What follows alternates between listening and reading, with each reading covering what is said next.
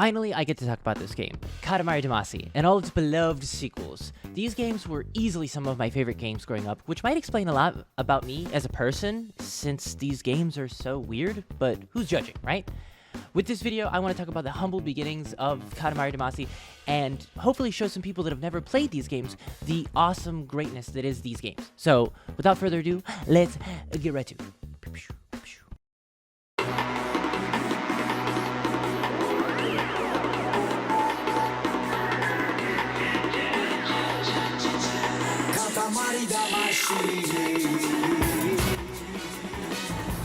Katamari Damacy was the brainchild of Kida Takahashi, a well-established sculptor who graduated from Musashino Art University in Japan.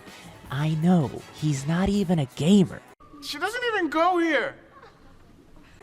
With his unique sense of humor and desire to create, Takahashi decided to work on developing his art in a different medium and joined Namco in 1999. His first project was a Crazy Taxi-esque game called Action Drive, where he came up with the idea for the characters that are central to the Katamari franchise: the King, the Queen, and the Prince of all Cosmos. The gameplay consisted of the prince using his hammer-shaped head to stun humans and then attach a steering wheel to the back of their heads and drive them around. Sadly, Action Drive was cancelled as Namco didn't think the concept would grasp the general public. Back to the drawing board, Takahashi kept working out ideas until he settled upon the concept where players would roll up ordinary objects into a ball until the ball got much larger in scope while keeping the same general layout of the levels. He brought back the 3 characters from the cancelled Action Drive to become pivotal characters in the endeavor. He pitched this idea to the heads of Namco, and they were apprehensive about how the game of that scope would work on the PS2. So Takahashi sought from the help of the student workers at the Namco Digital Hollywood Game Laboratory to help design the concept for the game. After roughly 6 months of hard work, Takahashi presented the concept gameplay to the heads of Namco, and they greenlit the project later, naming it Katamari Damacy. His simplistic design was something that Namco sought to change, yet Takahashi was confident in his gameplay choices and actively ignored the demands of the higher-ups to make the games more complex. The game debuted in 2003 at the Tokyo Game Show, and it was critically praised across the video game industry. Sony expressed strong interest in the game and even created a now viral ad of a businessman waiting for an appointment, rolling up the furniture and the office's staff. 吉田様、社長室へ。あ、はい。あ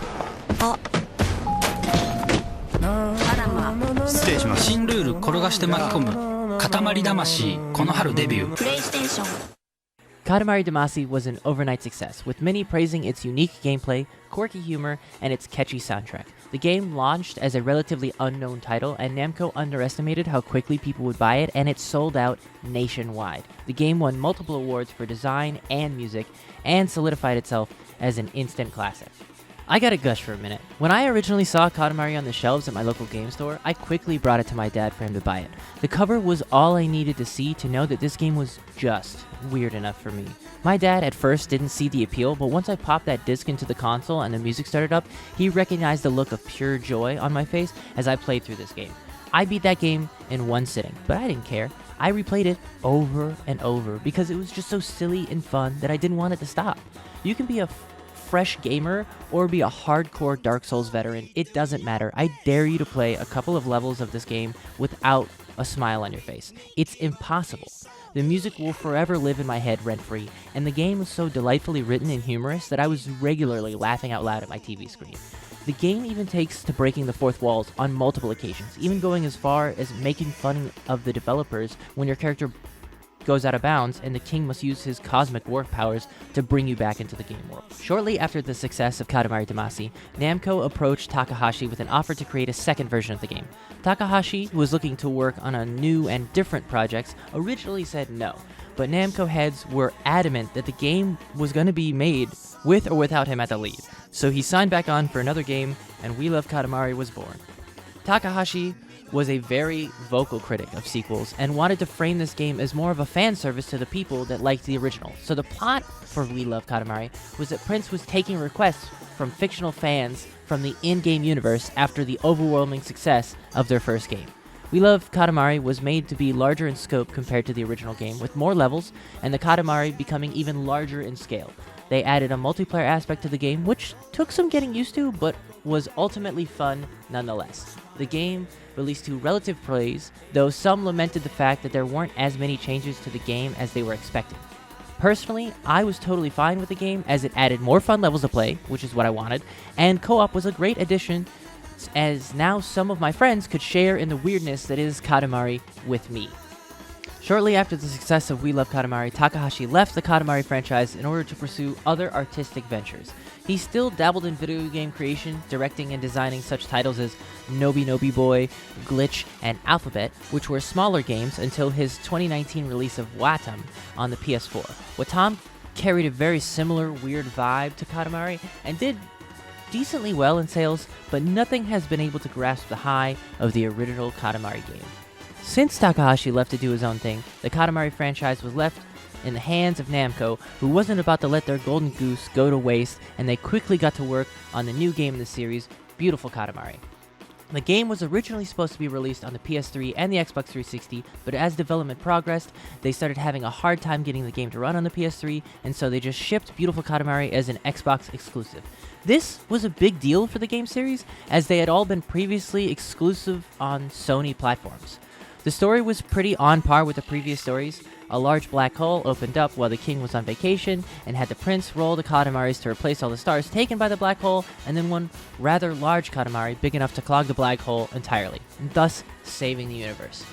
Beautiful Katamari, for the first time in the series, had DLC, and it wasn't just basic downloadable content. There were missions in the game that couldn't be completed without the purchase and completion of the downloadable content, which is a huge detriment to the game and really put a sour note on an almost flawless trilogy. At the time, this was easily one of the most egregious misuses of DLC in gaming. But if you want to know more about that, go check out my video discussing the worst DLCs in gaming history. Right there. Go check it out. After the Takashi-free success of Beautiful Katamari, Namco decided to see if lightning would strike twice by coming out with another Katamari game, exclusive to the PS3, Katamari Forever. Katamari Forever was released in 2009 to decent praise but some criticism, as it was generally a remastering of some of the original levels in the previous games.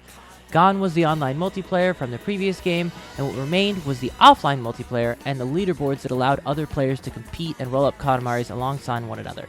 Namco tried to keep the Katamari train rolling by making many versions for mobile devices like phones and the PS Vita, but sadly none of those games reached the hype that followed the original two releases back on the PS2. Recently, Namco re-released the original game under the name Katamari Damacy Reroll for all the newer generation consoles, which is one of the reasons why I made this video, as to better explain where the series came from and what happened along the way.